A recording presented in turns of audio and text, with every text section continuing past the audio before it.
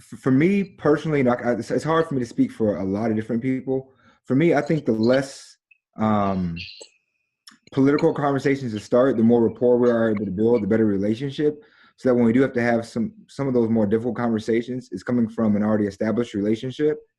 So for me, that's something that I prefer. I mean, I have no problem meeting for tea or for coffee to just, talk about the weather or the game or whatever has happened over the course of the week or a few weeks, and then we can dive into some of the stuff that's we really need to get to. But I do think an established relationship on things that aren't political is easier to start with. It gives a nice groundwork, a nice framework to really have some of those more difficult conversations. So utilize stories, utilize anything that's anecdotal that we can use.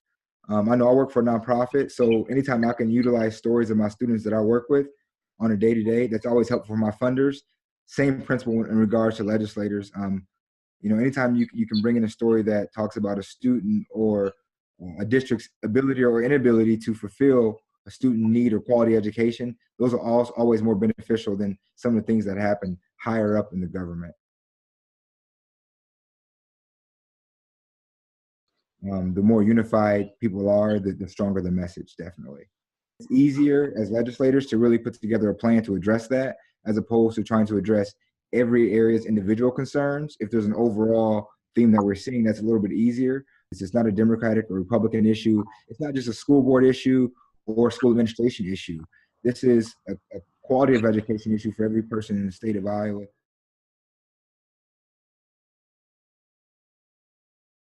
I think one thing is I like the way conversations kind of naturally evolve. So not dictating the direction the conversation goes based on the response you get, being open to having open dialogue.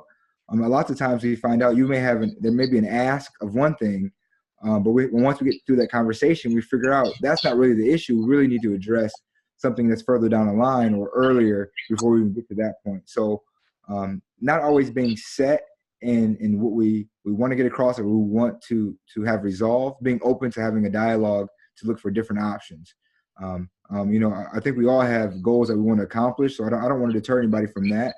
I do think, though, that sometimes in natural conversations, we can figure out a different path to that goal that may not have been, we might have been privy to prior to having that conversation. I think the first thing is there's so much that happens over the course of a year. So if the only time people are in our ears during session, from May really until around November when we have some sort of elections come around again, then there's so much downtime for us to not really be sharpened on what's important in that moment. And I think as things evolve from month to month to month, if we only hear from people during session, then it really kind of puts us at a disadvantage to not really be able to fill in some of those gaps. So that continual conversation, like you said, about relationship building is huge there. And we also can figure out how things grow, how issues change, how they've evolved. Because talking about school funding in January of 2018 is very much a different conversation than January 2019 in regards to the way some localities have done things or some new research that's come out in regards to sleep studies with schools. So all those different things and keeping that constant conversation helps us to really stay most up to date on what the issue is and how we can address it for the next year.